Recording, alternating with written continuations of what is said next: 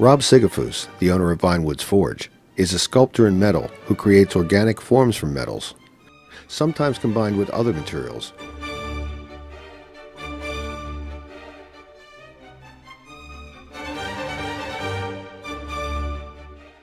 Which defy easy characterization.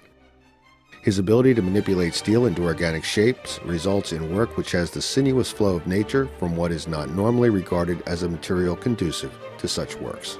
In this video, we'll show some examples of how Rob hand shapes hard steel into soft forms using a variety of tools. Rob's mastery of the sculptor's art in general, and the forming of metals, shows the versatility of steel in particular to achieve anything from sleek, soft-looking shapes from nature, to imitations of leather and cloth, to hard-edge representations of glass and abstract forms. He can combine found objects with his own forged, ground, polished, and chemically altered surfaces to achieve what are often startling results. Some of his works mimic exactly the natural world. Others are wholly products of his imagination, combining familiar-looking objects in unusual ways that provoke thought. And still others present a mixed image or even abstract art in 3 dimensions. Here's some footage of Rob explaining how he obtained some of these shapes in his forge. I'm going to show you how I make one of the many elements that I use for my sculptures.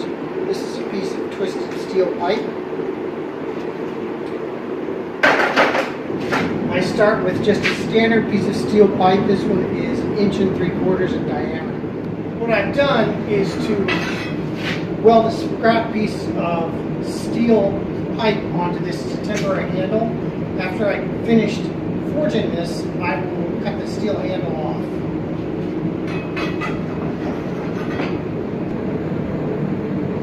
This is a 100-pound air hammer, power hammer. It's driven by an air compressor.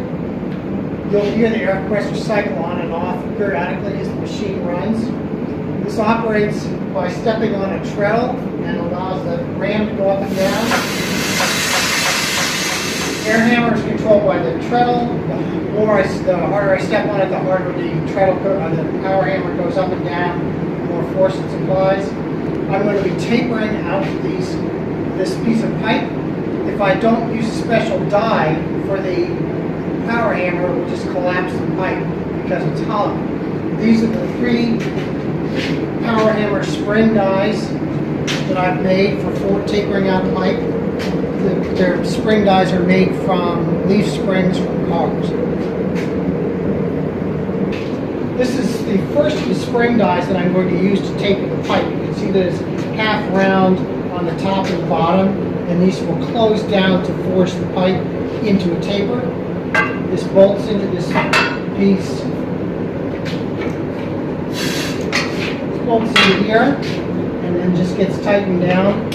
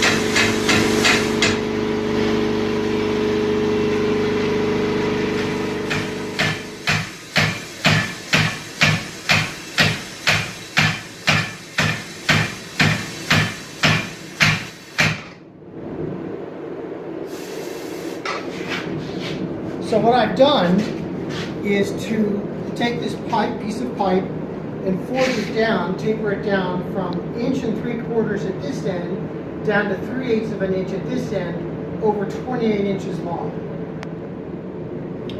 This is the fullerene die that I made for doing the twists. And the way this works, this moves back and forth so that when this comes down, it can actually hit this and make the crease in the pipe. And I can manipulate it by turning it, twisting it, and also turning it this way. You'll see as I forge this, is I actually twist the piece as I fuller it to make the curve.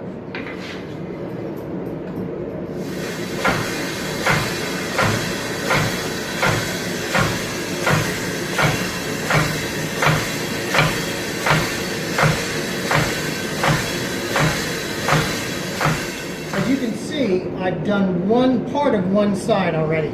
And you can see it twists around like this.